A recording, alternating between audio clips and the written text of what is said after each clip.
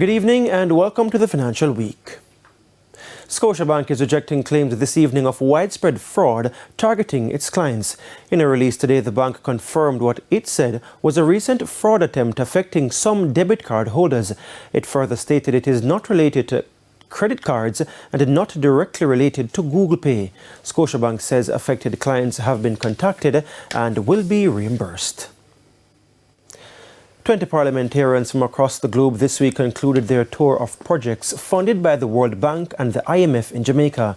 During the 4-day visit, they also met with country representatives of the two multinational financial entities, Prime Minister Andrew Holness, Governor of the Bank of Jamaica Richard Biles, and Finance Minister Favour Williams.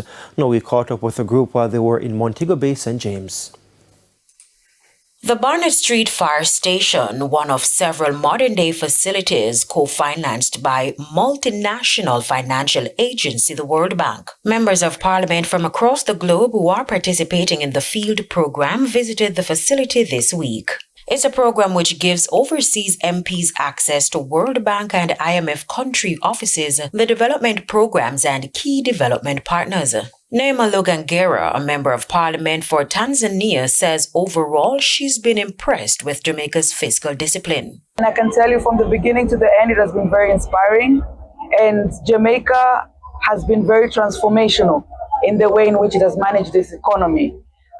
Few years ago, it had a debt ratio to GDP, which was extremely high. They were in the red zone, according to the IMF.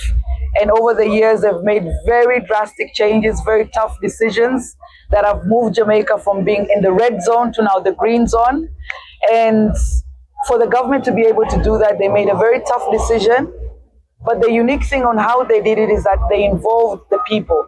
They involved the citizens, they involved civil society, they involved academia. So everybody knew the decision that they were making, why they were making, and everybody was willing to pay the price. Swen Clement is a member of the Luxembourg Chamber of Deputies. One of the main takeaways from this trip is that power in Jamaica is so darn expensive. And if I compare that to developed nations, you are being shackled by the cost of energy.